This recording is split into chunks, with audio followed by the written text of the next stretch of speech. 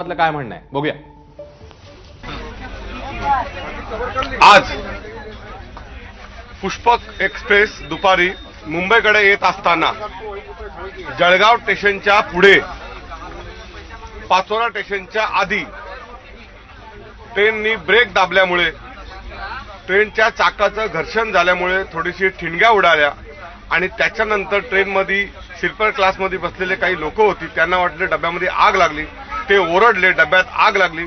त्यानंतर काही लोकांनी चेन खेचली, गाडी थांबली, गाडी थांबल्यावर लोकांनी धडाधड बाहेर उड्या मारल्या आणि बाहेर उड्या मारल्यामुळे बाजूच्या ट्रॅकवरनं बँगलोर एक्सप्रेस कर्नाटकसाठी चालली असताना त्या ट्रॅकखाली बरेचशी लोक चिरडली गेली।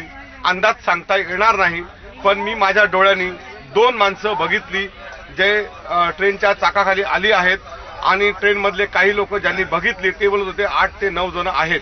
अशी ही घटना घडलेली आहे। साधारण घटना 3:45च्या टायमाला घडली आणि आता जवळजवळ 1 ते 1.5 तासांनी ट्रेन सुरू झाली। प्रशासन आणि पोलीस त्या ठिकाणी पोहोचले आहेत आणि जी बँगलोर एक्सप्रेस आहे त्या ट्रेनच्या खाली ज्या काही बॉड्या आहेत म्हणून ती गाडी त्याच ठिकाणी थांबलेली आहे आणि बॉड्या काढण्याचं काम, जी दुर्घटना घडली त्यातल्या माणसांची जी माणसं खाली अडकलेली आहेत त्यांना काढण्याचं काम सुरू आहे आणि आमची गाडी पुष्पक एक्सप्रेस सुरू झालेली आहे आणि आता ती पाचोरा स्टेशनच्या सुद्धा पुढे आलेली आहे। कुठले 40 गावच्या पुढे आलेली आहे गाडी आणि सगळी मंडळी सुखरूप आहेत। की दुर्घटना अशी काही मोठी झालेली नाही, पण ट्रेनमध्ये अफवा पसरल्यामुळे लोकांनी उड्या मारल्या आणि त्याच्यामुळे बाजूच्या ट्रॅकवरनं जी गाडी आली त्या गाडीच्या खाली काही लोकांचा जीव गमवावा लागला। ही दुःखद घटना, दुर्दैवी घटना झालेली आहे, एवढंच मी सांगू शकतो।